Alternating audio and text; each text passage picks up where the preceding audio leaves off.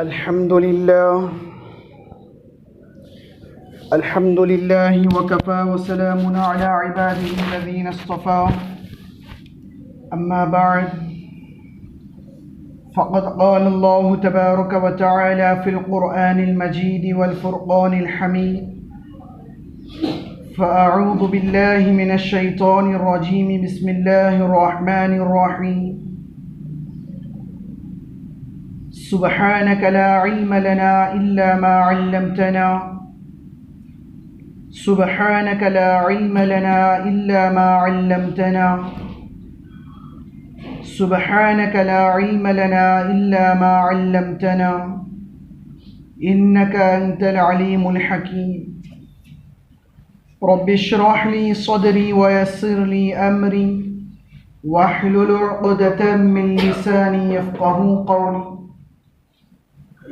وقال تعالى سبحان الذي أسرى بعبده ليلا من المسجد الحرام إلى المسجد الأقصى الذي باركنا حوله لنريه من آياتنا إنه هو السميع البصير قال النبي صلى الله عليه وسلم من يرد الله به يفقهه في الدين آمنت بالله صدق الله مولانا العظيم وصدق رسوله النبي الكريم ونحن على ذلك لمن الشاهدين والشاكرين والحمد لله رب العالمين.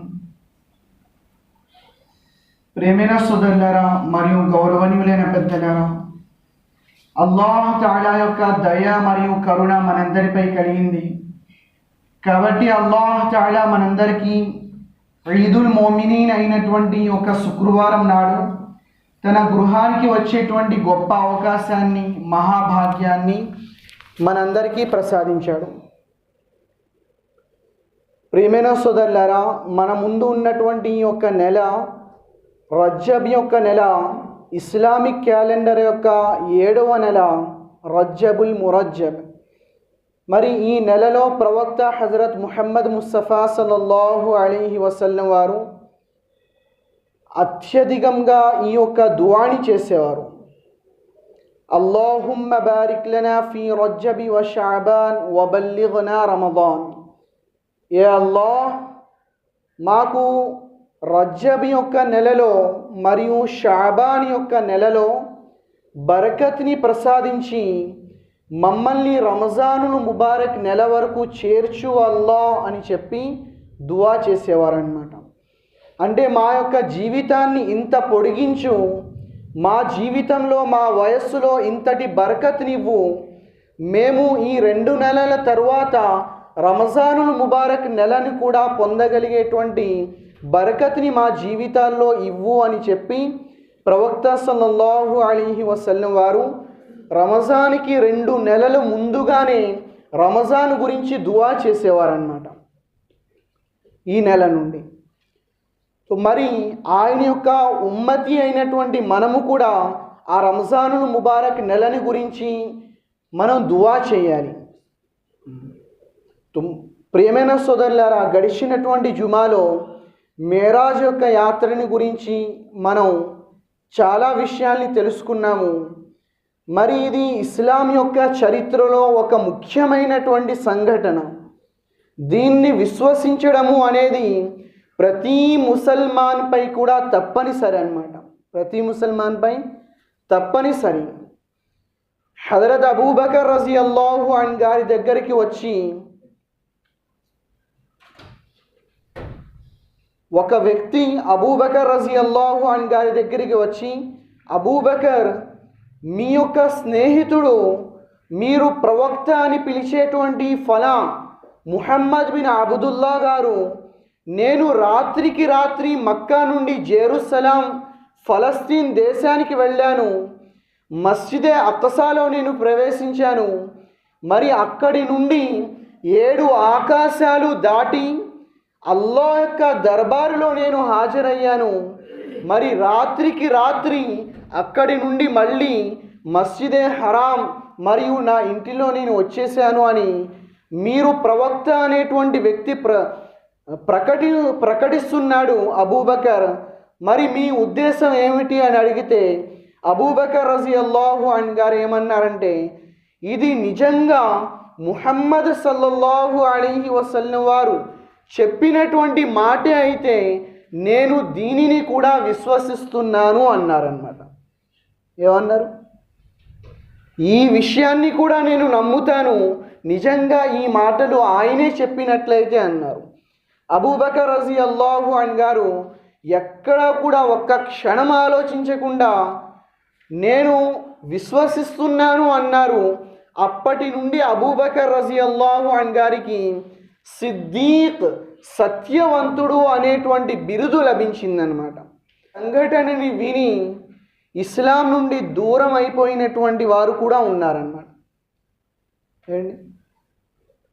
మరి అప్పటి ఆ అవిశ్వాసులు, ఆ మక్కా గ్రామస్తులైతే వారి తలలు పట్టుకొని కూర్చుని పోయారు. ఇది నమ్మశక్యమైనటువంటి విషయమా అని చెప్పి తలలు పట్టుకొని కూర్చుని పోయారన్నమాట. ఇంకా ఈయన ఎన్ని వినిపిస్తాడు, ఇంకా మేము ఎన్ని వినాలి, ఇవన్నీ వాస్తవాలేనా, నిజమేనా అని చెప్పి నమ్మలేక అలా ఉండిపోయారన్నమాట. మరి అలాంటి సంఘటన ఇది. మనం దీన్ని మారుమారు చర్చించుకోవాలి, అలాగే దీన్ని విశ్వసించాలి కూడా. మరి ప్రవక్త సల్లల్లాహు అలైహి వసల్లం వారు మస్జిదే అక్సాలో నమాజ్ చదివి, మొత్తం ప్రవక్తలకి నమాజ్ చదివించి అక్కడి నుండి గగన ప్రయాణము మొదలు పెడతారు. మరి జిబ్రాయిల్ అలీహి సలాతు వస్సలాం వారితో చాలామంది దైవదూతల యొక్క సమూహం ఉంటుంది. మరి ప్రవక్త గారు వారితో కలిసి పైకి, ఆకాశం పైకి వెళతారు. మరి మొదటి ఆకాశంలో బాబుల్ హఫజా అనేటువంటి ఒక ద్వారం ఉంటుందన్నమాట. ఆ ద్వారం గుండా ప్రవక్త గారు ప్రవేశించి లోనికి వెళ్ళిన తరువాత అక్కడ ప్రవక్త సల్లల్లాహు అలైహి వసల్లం వారికి ఒక వ్యక్తి కనబడతారు. చాలా అందంగా, చాలా పొడుగ్గా, చక్కగా ఒక మనిషి కనబడతారు. మరి ఆ వ్యక్తి ఎవరు జిబ్రాయిల్ అని అంటే, ఈయన మీ యొక్క తండ్రి ఆదం అలీహిస్సలాం గారు, మీరు వారికి సలాము చేయండి అని జిబ్రాయిల్ గారు అంటారు. ప్రవక్త గారు వారికి సలాం చేస్తారు, కలుస్తారు, మాట్లాడతారు. మరి అక్కడి నుండి రెండవ ఆకాశంలో వెళ్తారు. అక్కడ హజరత్ యహ్యా అలీహిస్సలాం గారు మరియు హజరత్ ఈసా అలీహిస్సలాం గారు ప్రవక్త గారి గురించి వేచి చూస్తూ ఉంటారు. ప్రవక్త గారు వారికి కూడా సలాం చేస్తారు, వారితో కూడా కలిసి మూడో ఆకాశం వైపు వెళ్తారు. అక్కడ యూసుఫ్ అలీహిస్సలాతు వస్సలాం వారితో ప్రవక్త గారు కలుస్తారు, వారికి సలాం చేస్తారు. చేసి తరువాత ప్రవక్త గారు ఏమన్నారంటే, నిజంగా అల్లాహ్ తఆలా యూసుఫ్ అలీహిస్సలాం గారికి చాలా అందాన్ని ప్రసాదించారు అంటారనమాట. మరి అక్కడి నుండి నాలుగవ ఆకాశం పైకి ప్రవక్త గారు వెళతారు. అక్కడ ఇద్రీస్ అలీహిస్సలాం గారితో కలవడం జరుగుతుంది. దాని తరువాత ఐదవ ఆకాశంలో హజరత్ హారూన్ అలీహిస్సలాం గారు కలుస్తారు. ఆయనతో కూడా కలిసి సలాం ముసాఫహా జరుగుతుంది. దాని తరువాత ఆరవ ఆకాశంలో హజరత్ మూసా అలీహిస్సలాతు వస్సలాం వారితో కలుస్తారు. మరి దాని తరువాత ఏడవ ఆకాశంలో హజరత్ ఇబ్రాహీం అలీహిస్సలాతు వస్సలాం వారితో కలుస్తారన్నమాట. ఇబ్రాహీం అలీహిస్సలాతు వస్సలాం వారు బైతుల్ మామూర్ అనేటువంటి దైవదూతల యొక్క కాబా ఉంటుంది. మనకి సరిగ్గా మక్కాలో ఉన్నటువంటి ఆ కాబా గృహానికి సరిగ్గా పైన ఏడవ ఆకాశంలో బైతుల్ మామూర్ ఉంటుంది. ఆ బైతుల్ మామూర్ అల్లాహ్ యొక్క గృహానికి అలా ఆనుకొని కూర్చొని ఉంటారు ఇబ్రాహీం అలీహిస్సలాం గారు. ప్రవక్త గారు వెళ్ళి సలాము చేస్తారు. ఇబ్రాహీం అలీహిస్సలాతు వస్సలాం వారు ప్రవక్త గారికి ఇక్కడ నుదుటున ముద్దు పెట్టుకొని ప్రవక్త గారు వచ్చావా నా కుమారుడా అంటూ ప్రవక్త గారిని దగ్గరికి తీసుకుంటారు. ఆ బైతుల్ మామూరుని ప్రవక్త గారు అక్కడ చూస్తారు. ఆ బైతుల్ మామూరు, ఆ అల్లాహ్ యొక్క ఇంటిని ప్రతిరోజు 70,000 మంది దైవదూతలు తవాఫ్ చేస్తారు, ప్రదక్షిణ చేస్తారు. ఒకసారి తవాఫ్ చేసినటువంటి దైవదూతకి మళ్ళీ ప్రళయ దినం వరకు కూడా తవాఫ్ చేసేటువంటి భాగ్యం మళ్ళీ లభించదన్నమాట. అంటే దైవదూతల యొక్క సంఖ్య అంత ఎక్కువగా ఉంటుంది. మళ్ళీ రౌండ్ తిరిగి రావడానికి ప్రళయం వచ్చేస్తుందే తప్ప మళ్ళీ ఆ దైవదూత తవాఫ్ చేయడానికి రాలేడనమాట. అంతమంది దైవదూతల్ని ప్రవక్త గారు చూస్తారు. మరి 7 ఆకాశాలు తరువాత సిద్రతుల్ ముంతహా అనేటువంటి ఒక ప్రదేశం ఉందన్నమాట. అక్కడ ఒక రేగుపళ్ళ యొక్క చెట్టు ఉంటుంది.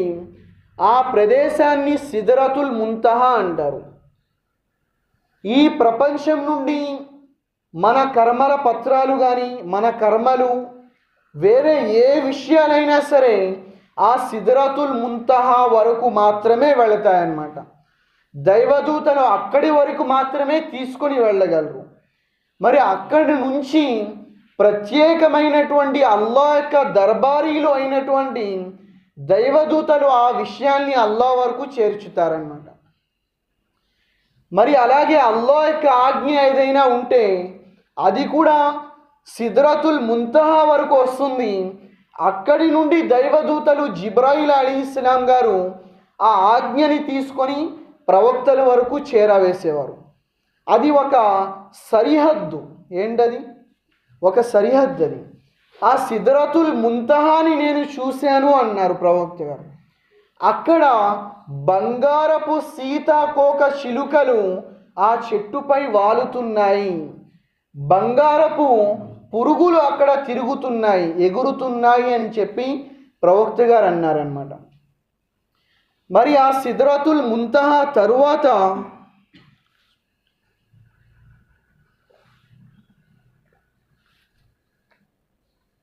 హజరత్ జిబ్రాయిల్ అలైహిస్సలాతు వస్సలాం వారు ప్రవక్త గారిని స్వర్గంలోనికి తీసుకుని వెళ్ళారు. ఎక్కడే వెళ్ళారు? స్వర్గాన్ని ప్రవక్త గారు చూశారు. స్వర్గంలో విహరించారు. అన్నీ క్షుణ్ణంగా పరిశీలించారు. మళ్ళీ అక్కడి నుండి ప్రవక్త గారి యొక్క ప్రయాణము నరకం వైపుకి పోయిందన్నమాట. మరి అక్కడ ప్రవక్త గారు నరకాన్ని చూశారు. అక్కడి శిక్షల్ని ప్రవక్త గారు చూశారు. చూసి అక్కడి నుండి మళ్ళీ సిద్రతుల్ ముంతహా నుండి సరీహుల్ అక్లాం అనేటువంటి ఒక ప్రదేశం గుండా అల్లాహ్ యొక్క దర్బారులో వెళ్తారన్నమాట. ఇక్కడ మనకి చచ్చిన తర్వాత నువ్వు చూసావా, నువ్వు వెళ్ళావా, నువ్వు చూసొచ్చావా అని చెప్పి చాలామంది మనల్ని ప్రశ్నిస్తూ ఉంటారు. మనం చూడక్కర్లేదు. మనం ఏ ప్రవక్తని అయితే ఆయన దైవ ప్రవక్త అని చెప్పి మనం విశ్వసిస్తున్నామో, ఏ గ్రంథాన్ని అయితే మనం దైవ గ్రంథము అని విశ్వసిస్తున్నామో, ఆ దైవ గ్రంథము స్వర్గ నరకాల్ని ప్రస్తావిస్తుంది. ఆ దైవ గ్రంథము మనకి కబర్ యొక్క జీవితాన్ని గురించి బోధిస్తుంది. మరి ఆ దైవ ప్రవక్త తమ కళ్ళతో స్వర్గ నరకాల్ని వీక్షించి అక్కడి శిక్షల్ని మరి స్వర్గం యొక్క అక్కడి బహుమతుల్ని అన్నీ కళ్ళారా చూసి వచ్చి మనకి చెప్పారన్నమాట. ఏంటి మనకి చెప్పారు. మనం ఇక్కడ బోధించేటువంటి ఇమాం యొక్క మాట అయినా తప్పు కావచ్చు, విద్యావంతుల జ్ఞానవంతుల యొక్క మాటలు కూడా తప్పు కావచ్చు. కానీ ప్రవక్త హజరత్ ముహమ్మద్ సల్లల్లాహు అలైహి వసల్లం వారు చూసినటువంటి విషయాలు, ఆయన చెప్పినటువంటి విషయాలు ఎంత మాత్రము కూడా తప్పు కానే కావు అన్నమాట. కానే కావు. ఎందుకు అంటే సూరే నజంలో అల్లాహ్ తఆలా ఈ ప్రవక్త ఈ ముహమ్మద్ సల్లల్లాహు అలైహి వసల్లం తమ కోరికల్ని అనుసరించి, తమ మనోవాంఛల్ని అనుసరించి ఏ మాట కూడా పలకరు. ఆయన పలికేటువంటి ప్రతి మాట కూడా అది దైవవాణి అయి ఉంటుంది అని అల్లాహ్ తబారక వ తఆలా సెలవిచ్చారన్నమాట. ఏ విషయాన్ని కూడా ప్రవక్త గారు తమ వైపు నుండి దేన్ని బోధించలేదు. దేనినైతే అల్లాహ్ తఆలా వహీ ద్వారా, దైవవాణి ద్వారా వారి వరకు చేర్చారో, ఏ విషయాన్ని అయితే అల్లాహ్ తఆలా ఈ మేరాజ్ యొక్క యాత్రలో ప్రవక్త గారికి చూపించారో వాటిని మాత్రమే ప్రవక్త గారు మన వరకు చేర్చారన్నమాట. ఆ సరీహుల్ అక్లాం అంటే రాసేటువంటి కలము యొక్క శబ్దాన్ని ప్రవక్త గారు విన్నాను అన్నారు. ఆ రాసేటువంటి ఆ కలము ఏమిటి అంటే లౌహే మహ్ఫూజ్ నుండి ఏదైతే అల్లాహ్ తఆలా ముందే నిర్ణయించి ఉంచారో ఆ లౌహే మహ్ఫూజ్ అనేటువంటి ఫలకం నుండి దైవదూతలు అన్నీ కూడా రాసి నకలు చేసుకొని ఎవరికి ఎంత, ఎవడు ఎప్పుడు జన్మించాలి, ఎప్పుడు చావాలి, ఎంత తినాలి, ఎంత సంపాదించాలి, ఎంత ఖర్చు పెట్టాలి, ఇవన్నీ విషయాలు అక్కడి నుండి దైవదూతలు నకలు చేసుకుంటారు. ఆ నకలు చేసేటువంటి కలము యొక్క శబ్దాన్ని నేను విన్నాను అన్నారు ప్రవక్త గారు. మరి ఆ సిద్రతుల్ ముంతహా నుండి అల్లాహ్ యొక్క దర్బారు మొదలవుతుంది.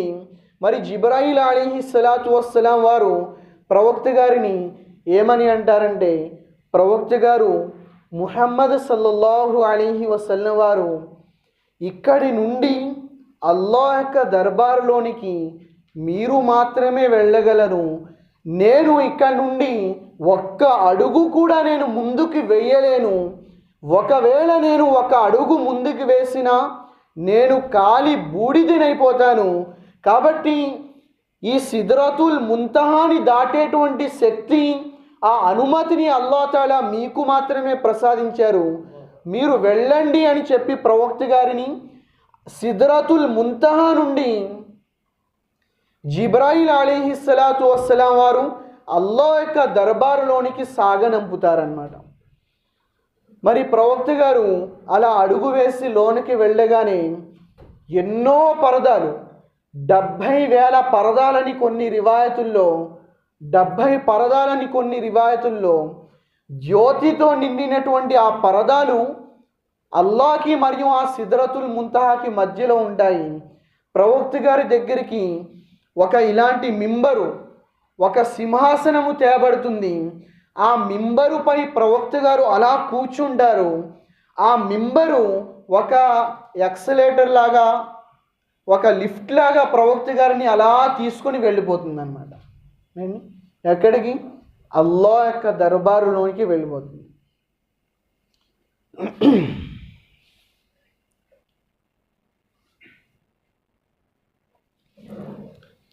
హజరత్ ఆయిషా రజియల్లాహు అన్హా గారితో ప్రవక్త గారు ఏమన్నారంటే, నేను అల్లాహ్ యొక్క సమక్షంలోనికి చేరిన తరువాత నూరే ఆజంని నేను చూశాను అన్నారు.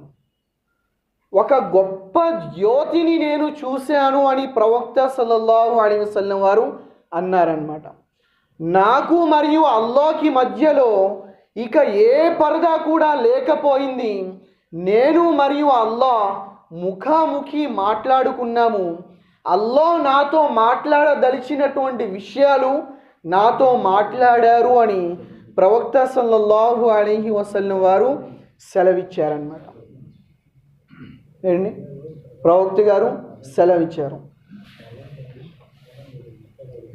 మరి అల్లాహ్ తఆలా ముందు వెళ్ళగానే ప్రవక్త సల్లల్లాహు అలైహి వసల్లం వారు చాలా విషయాలు ప్రస్తావించుకున్నారు, మాట్లాడుకున్నారు.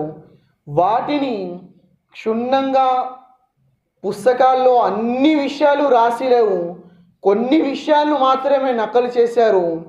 వాటిలో ముఖ్యంగా ప్రవక్త సల్లల్లాహు అలైహి వసల్లం వారు అల్లాహ్ యొక్క దర్బారులో వెళ్ళిన తరువాత అత్తహియ్యాతు లిల్లాహి వస్సలవాతు వత్తయ్యిబాత్ అన్నారన్నమాట. ఏ అల్లాహ్, నా యొక్క శారీరక ఆరాధనలు, నా యొక్క ఆర్థిక ధనముతో చేసినటువంటి అన్ని ఆరాధనలు, మరియు నా నాలుకతో చేసినటువంటి అన్ని ఆరాధనలు కేవలం నీ కొరకు మాత్రమే అల్లాహ్ అని చెప్పి తమ యొక్క ఆరాధనని అల్లాహ్కి సమర్పించుకున్నారన్నమాట. ఎవరైనా అతిథి ఎవరిది ఇంటికైనా వెళ్తే ఏమన్నా తీసుకుని వెళ్తారు కదా. ప్రవక్త గారు ఏం తీసుకెళ్ళారు? అల్లాహ్ యొక్క ఆరాధనని, ఇబాదాత్ని, ఇఖ్లాస్ని తీసుకుని వెళ్ళారనమాట. వెళ్ళి సమర్పించుకోగా అల్లాహ్ తబారక తఆలా చాలా సంతోషించి ప్రవక్త గారికి అస్సలాము అలైకా అయ్యుహన్ నబీ వరహ్మతుల్లాహి వబరకాతు అని చెప్పి ప్రవక్త గారిని అల్లాహ్ తఆలా దువా ఇచ్చారు, దీవించారన్నమాట. ఏ నబీజీ, ఓ ప్రవక్త గారు, మీపై నా యొక్క సలామతి, నా యొక్క శాంతి మరియు నా యొక్క కరుణ మరియు నా యొక్క బరకతులు మీపై వర్షించుగాక అని చెప్పి అల్లాహ్ తఆలా వారిని దువా ఇచ్చారు, దీవించారు. మరి అల్లాహ్ తఆలా యొక్క ఆ ఉదార దాతృత్వాన్ని ప్రవక్త గారు వెంటనే గమనించి, ఈ సమయంలో నేను నా ఉమ్మతీల గురించి కూడా ప్రస్తావించుకుంటే చాలా బాగుంటుంది అని చెప్పి వెంటనే ఏమన్నారంటే అస్సలాము అలైనా వఅలా ఇబాదిల్లాహి సాలిహీన్ అన్నారన్నమాట. ఏ అల్లాహ్, నీ యొక్క శాంతి, నీ యొక్క కరుణ, నీ బరకతులు విశ్వసించినటువంటి పుణ్యాత్ములైనటువంటి వారందరిపై కూడా వర్షించాలి అని ప్రవక్త గారు వెంటనే దువా చేశారన్నమాట. ఎవరి గురించి?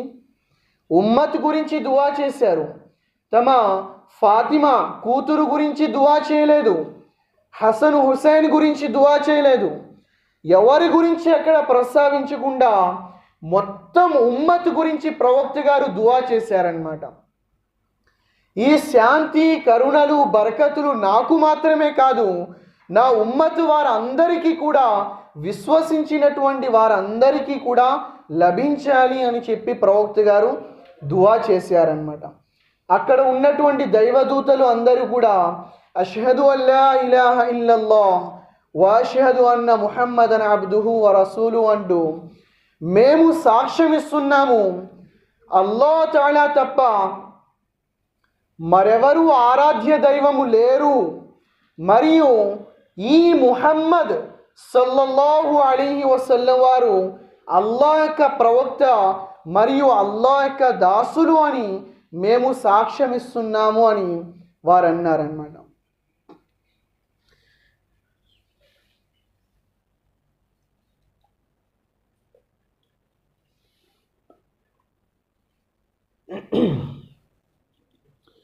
మరి అల్లాహ్ తఆలా సూరే నజ్మ్లో ప్రవక్త సల్లల్లాహు అలైహి వసల్లం వారు నాకు ఎంత దగ్గరయ్యారు అనే విషయాన్ని వర్ణించారన్నమాట. విల్లు ఉంటుంది కదా, బాణం వేసేటువంటి విల్లు ఉంటుంది. ఆ విల్లు యొక్క చివరలు ఇటొక చివర ఉంటుంది. ఆ విల్లుని అలా లాగినప్పుడు బాణం వేయడం గురించి ఆ రెండు చివరలు ఎంత దగ్గరగా వస్తాయి, నాకు నా ప్రవక్త అంత దగ్గరయ్యారు అన్నారన్నమాట. ఏంటి, అంత దగ్గరయ్యారు అల్లాహ్ తఆలాకి ప్రవక్త సల్లల్లాహు అలైహి వసల్లం వారు. అలాంటి గొప్ప ప్రవక్త యొక్క ఉమ్మతులో మనం జన్మించామన్నమాట. అలాంటి గొప్ప ప్రవక్త యొక్క ఉమ్మతులో మనం జన్మించాం. మరి అల్లాహ్ తఆలా 50 పూటల నమాజ్ యొక్క బహుమతిని ప్రవక్త గారికి ఇచ్చి, మరి అలాగే సూరే బకరా యొక్క చివరి ఆయతుల్నిచ్చి, మరి ఒక షిర్క్, ఒక బహుదైవ ఆరాధనని తప్ప ఏ పాపాన్నైనా నేను తలుచుకుంటే క్షమిస్తాను అనేటువంటి బహుమతినిచ్చి ప్రవక్త గారిని సాగనంపుతారన్నమాట. ప్రవక్త సల్లల్లాహు అలైహి వసల్లం వారు 50 పూటల నమాజుని తీసుకొని చాలా సంతోషంగా, చిన్నపిల్లలు ఎలా ఉండరు, సంతోషంగా వచ్చేస్తున్నారనమాట.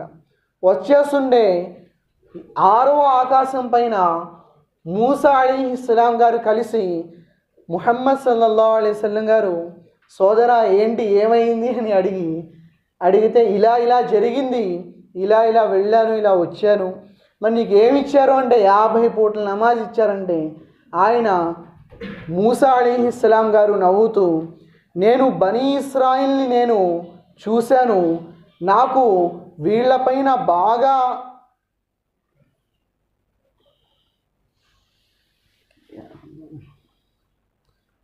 అనుభవం ఉంది, నాకు మీ యొక్క ఉమ్మతీలు, మీ యొక్క అనుచరులు 50 పూటల నమాజ్ చదవలేరు, నాకు బాగా అనుభవం ఉంది, మీరు వెళ్ళి కొంచెం తగ్గించుకురండి అంటారనమాట. అలాగా ప్రవక్త ముహమ్మద్ సల్లల్లాహు అలైహి వసల్లం వారు 9 సార్లు తిరుగుతారు. ఎన్నిసార్లు?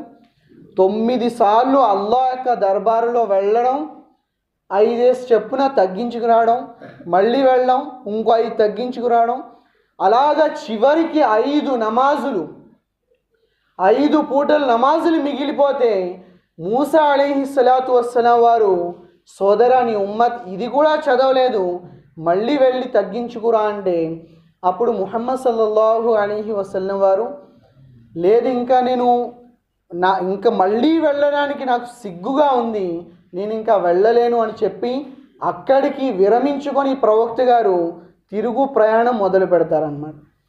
అక్కడ విద్వాంసులు ఒక నుక్తాని బయాన్ చేశారు. అదేంటి అంటే, మూసా అలైహిస్సలాతు వస్సలాం వారు ఈ ప్రపంచంలోనే ఉండగా అల్లాహ్ తాలాతో, అల్లా నిన్ను చూస్తాను అని చెప్పి దరఖాస్తు చేసుకుంటారు.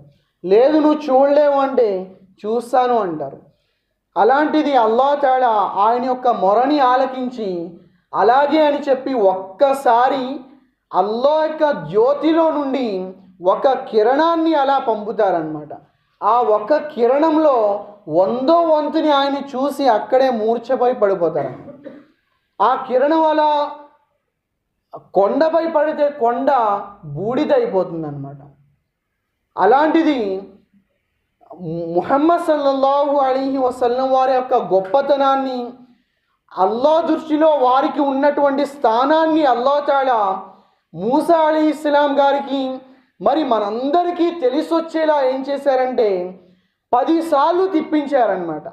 మూసా, నువ్వు ఒక్కసారి చూడడానికే నువ్వు నన్ను చూసి నువ్వు మూర్ఛపోయావు, కానీ నా హబీబ్, నా స్నేహితుడు, నా ఖలీల్, నా ప్రియతమ ప్రవక్త ఒక్కసారి కాదు, ఒక్క కిరణాన్ని కాదు, ఒక్క జ్యోతిని కాదు, నన్ను పూర్తిగా తనివి తీరా 10 సార్లు కూడా చూడగలడు.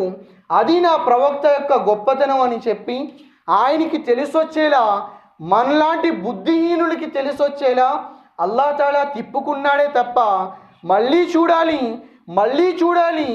మళ్ళీ దర్శన భాగ్యం కల్పించాలి అని తిప్పారే తప్ప మనం 50 పూటలు చదవలేము అనే విషయం అల్లాహ్కి తెలియక కాదు. అల్లాహ్కి తెలీదా అండి?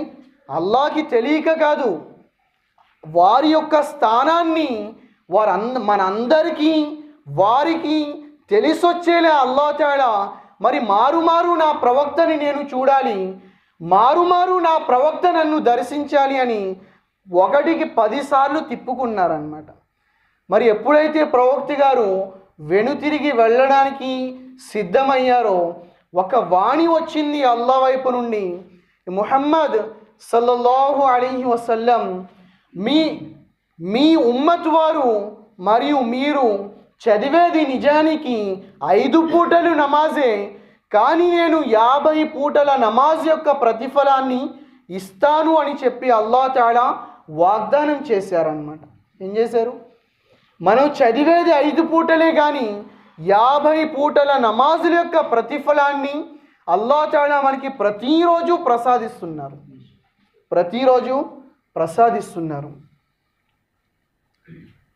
మూసా అలైహిస్సలాం గారు కోహే తూర్ పైకి అగ్ని తీసుకోవడం గురించి, చెట్టు కాలుతూ ఉంటే ఇక్కడ భార్య ప్రెగ్నెంట్గా ఉంటే వేడిని వెచ్చతనాన్ని కలిగించడానికి అగ్ని తీసుకోవడానికి కొండపైకి వెళ్తే అప్పుడే ఆయనకి ప్రవక్త యొక్క పదవి లభిస్తుంది. ఆ చెట్టు దగ్గరికి కొండపైకి అలా ఎక్కుతూ ఉంటే ఏ మూసా ఇన్నక ఫఖ్లా నాలైక్, మీరు ఈ పవిత్రమైనటువంటి కొండపైకి మీ పాదరక్షలు విడిచి రండి అన్నారు అల్లాహ్ తఆలా. ఏమన్నారు? ఈ ప్రపంచంలో ఉన్నటువంటి ఆ కొండపైకి రావడానికి మీ చెప్పులు కింద విడిచి రండి అన్నారు. కానీ ముహమ్మద్ సల్లల్లాహు అలైహి వసల్లం వారు ఆ సిద్రతుల్ ముంతహా నుండి అల్లాహ్ యొక్క దర్బారులో వెళ్ళినప్పుడు కాళ్ళ జోళ్ళు వదులుదాము అని అనుకుంటే, కాదు కాదు ముహమ్మద్, మీరు మీ పాద రక్షలతోనే మీరు లోనికి రండి, మీ చెప్పుల యొక్క ధూళితో నా సింహాసనం యొక్క అలంకరణ ఇంకా పెరిగిపోతుంది అన్నారన్నమాట. దేంతో? మీ చెప్పుల యొక్క ధూళితో నా సింహాసనపు అలంకరణ ఇంకా పెరిగిపోతుంది, అలాగే రండి అన్నారన్నమాట. ఎంత గొప్ప ప్రవక్త ఆలోచించండి. అల్లాహ్ దృష్టిలో వారికి ఎంత స్థానం ఉందో ఆలోచించండి. అలాంటి ప్రవక్తని అనుసరించడానికి మనం ఇవాళ సిగ్గుపడుతున్నామా లేదా? సిగ్గుపడుతున్నాం. అలాంటి ప్రవక్త వెనుక నడవడానికి, అలాంటి ఆదర్శమూర్తి, అలాంటి గొప్ప మహనీయుని అనుసరించడానికి మనం వెనుకాడుతున్నాం అన్నమాట. అందరి జీవితాల్ని చదివేశాము, అందరి జీవితాల్ని పరీక్షించాము, అందరి చరిత్రలు తెలుసుకున్నాము. కానీ ముహమ్మద్ సల్లల్లాహు అలైహి వసల్లం వారి యొక్క జీవితాన్ని పరిశీలించామా? వారి చరిత్రని మనం చదివామా? ఏండి? లేదు. మరి ప్రవక్త గారిని పిలిపించుకున్నారు. ఒక సందర్భంలో ఆయిషా రజియల్లాహు అన్హా గారితో ప్రవక్త గారు, యా ఆయిషా, ఇవాళ నువ్వు ఏం కోరుకున్నా నీకు అది ఇచ్చేస్తాను అన్నారనమాట. ఆయిషా రజియల్లాహు అన్హా గారు పట్టరాని ఆనందంతో ఏం అడగాలో తెలియక వాళ్ళ నాన్నగారి దగ్గరికి వెళ్ళిపోతుంది ఆవిడ. అబూబకర్ రజియల్లాహు అన్హు, ప్రవక్త గారు ఇలా అన్నారు, నేను ఏం అడగను, ఏం కోరుకొని చెప్పండి, నాకు ఏం చెప్పాలో అర్థం అవ్వట్లేదంటే అబూబకర్ రజియల్లాహు అన్హు గారు ఏమంటారంటే, వెళ్ళి అడుగు, మేరాజ్ యొక్క యాత్రలో మీరు అల్లాహ్తో కలిసినప్పుడు అల్లాహ్ తఆలా మీతో చేసినటువంటి సంభాషణ ఏంటి, దాంట్లో ముఖ్యమైనటువంటి విషయం ఏంటి అని అడుగు అంటారనమాట. అంటే ఆయిషా రజియల్లాహు అన్హా గారు వస్తారు, వచ్చి ప్రవక్త గారు నేను ఇప్పుడు అడుగుతాను, మీరు తప్పకుండా చెప్పాలి, ఇవ్వాలంట. ఏంటి అంటే, మీరు అల్లాహ్ని కలిసినప్పుడు అప్పుడు బాగా ముఖ్యమైనటువంటి సంభాషణ ఏంటి అని అడిగితే అప్పుడు ప్రవక్త సల్లల్లాహు అలైహి వసల్లం వారు చెప్తారనమాట. అల్లాహ్ తఆలా నాకు ఏం చెప్పారంటే, ఏ వ్యక్తి అయితే ఇతరుల మనసుల్ని కలుపుతాడో, ఎవరిని? మనసుల్ని, ప్రజల యొక్క మనసుల్ని, బంధువుల యొక్క మనసుల్ని కలుపుతాడో ఆ వ్యక్తిని నేను నా కరుణతో కలిపి స్వర్గంలోనికి ప్రవేశపెడతాను అన్నారన్నమాట. అని అంటే చాలా సంతోషంగా ఆయిషా రజియల్లాహు అన్హా గారు తండ్రి గారి దగ్గరికి వెళ్ళి, తండ్రి గారు ప్రవక్త గారు ఇలా అన్నారని చెప్తే ఆయన ఏడుస్తారనమాట. ఏం చేస్తారు? అబూబకర్ రజియల్లాహు అన్హు గారు ఏడ్చేస్తూ ఉంటారు. ఆయిషా రజియల్లాహు అన్హా గారు ఎందుకు ఏడుస్తున్నారో తెలియక అప్పుడు నాన్నగారు ఏంటి ఇంత మంచి వార్తని చెబితే ఏడుస్తున్నారేంటి అంటే, నువ్వు ఆ వార్తలో ఒకవైపునే నువ్వు చూసావు, నేను మరోవైపును చూశాను అని చెప్పి ఏమంటారంటే, మనసుల్ని కలిపితే అల్లాహ్ తఆలా స్వర్గంలోనికి పంపుతాడన్నారు, మరి ప్రజల యొక్క మనసుల్ని విడతీస్తే, మనసుల్ని విరిచేస్తే వాడిని నరకంలో పంపరా అని అన్నారన్నమాట. ఇవాళ నోటికొచ్చినట్టు మనం మాట్లాడేస్తూ ఉంటాము. వాడికి ఎలా ఉంటుంది?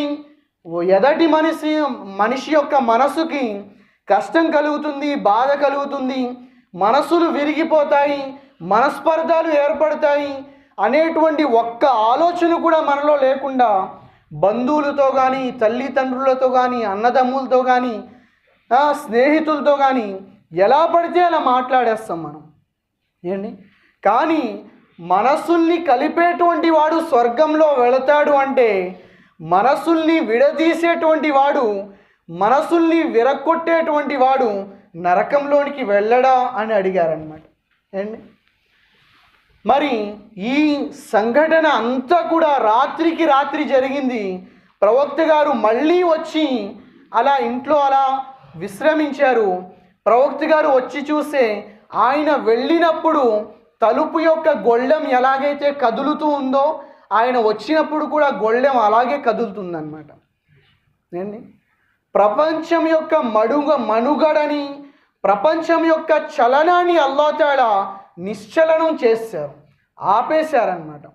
లేకపోతే దేశం కానీ దేశం జెరూసలాం ఫలస్తీన్కి వెళ్ళాలి, అక్కడి నుండి 7 ఆకాశాలని దాటాలి, మరి అక్కడి నుండి అల్లాహ్ యొక్క దర్బార్లో వెళ్ళాలి. ఇవన్నీ అల్లాహ్ తఆలా చెయ్యాలి అని అనుకున్నారు. అల్లాహ్ తఆలా ఈ అన్ని విషయాలు వారికి చూపించాలి అని అనుకున్నారు. ఈ గొప్ప అద్భుతాన్ని అల్లాహ్ తఆలా సృష్టించాలి అని అనుకున్నారు, సృష్టించారన్నమాట. కాబట్టి ఈ సంఘటన అప్పటి వారి విశ్వాసాల్ని పరీక్షించింది, ఇవాళ మన విశ్వాసాల్ని కూడా పరీక్షిస్తుంది. ప్రవక్త గారు తీసుకొచ్చినటువంటి ధర్మాన్ని, వారి యొక్క సందేశాన్ని మనం మనస వాచ కర్మణ అంగీకరించాలన్నమాట. గుడ్డిగా మనం నమ్మాలి. మనం చూసినటువంటి విషయాలు ముమ్మాటికి తప్పే కావచ్చు. ప్రవక్త గారు చూసినటువంటి విషయాలు, వారి చెప్పినటువంటి విషయాలు, వారి సందేశాలు, వారి బోధనలు ఎంత మాత్రం కూడా తప్పు కానే కావన్నమాట. అల్లాహ్ తబారక వ తఆలా మరి చివరిగా ఈ మేరాజ్ యొక్క రాత్రి ఏదైతే ఉందో అది చాలా శుభప్రదమైనటువంటి రాత్రిగా ఆనాడు గడిచింది. కానీ ప్రవక్త గారి యొక్క జీవితంలో మేరాజ్ యొక్క రాత్రి 17 సార్లు వచ్చిందనమాట. ఎన్నిసార్లు? 17 సార్లు వచ్చింది. కానీ ప్రవక్త గారు ఆ 17 సంవత్సరాల్లో 17 సార్లు ఏ రాత్రి కూడా జాగరణ చేయలేదు. సహాబా రజియల్లాహు అన్హుం వారు ప్రవక్త గారి తరువాత 100 సంవత్సరాల వరకు సహాబాలు ఈ ప్రపంచంలో ఉన్నారు. కానీ ఆ 100 సంవత్సరాల్లో కూడా ఎప్పుడు మేరాజ్ యొక్క రాత్రిలో జాగరణ చేయలేదన్నమాట. అది జాగరణ యొక్క రాత్రి కాదు, అది నమాజ్ అనబడేటువంటి ఒక గొప్ప ఆరాధన మనకి లభించినటువంటి ఒక గొప్ప రోజు, అది గొప్ప రాత్రి అది. కాబట్టి ఆ రోజు జాగరణ అనేది అది ఒక సున్నత్ విధానము కాదు, అది ఒక వాజిబ్ పద్ధతి కాదు, అది ఫరజ్ కూడా కాదు. కాబట్టి ఆ రాత్రిని ఎవరైనా జాగారం చెయ్యాలి అని అనుకుంటే ఏ రోజైనా ఏ రాత్రి అయినా చేయవచ్చు, ఆ రోజే చెయ్యాలని లేదు. చేయకూడదు అని అనుకుంటే ఎప్పుడైనా చేయవచ్చు, ఎప్పుడైనా చేయకూడదు. కాబట్టి ఆ రోజు రాత్రి జాగరణ చెయ్యాలి అనేటువంటి అంశం లేదన్నమాట. అల్లాహ్ తబారక వ తఆలా మనందరికీ చెప్పేదానికన్నా మరియు వినేదానికన్నా ఎక్కువగా ఆచరించేటువంటి భాగ్యాన్ని ప్రసాదించుగాక. ఆమీన్. వాఖిరు దావానా అనిల్ హమ్దులిల్లాహి రబ్బిల్ ఆలమీన్. ఎవరైతే సున్నత్ చదవలేదో వారు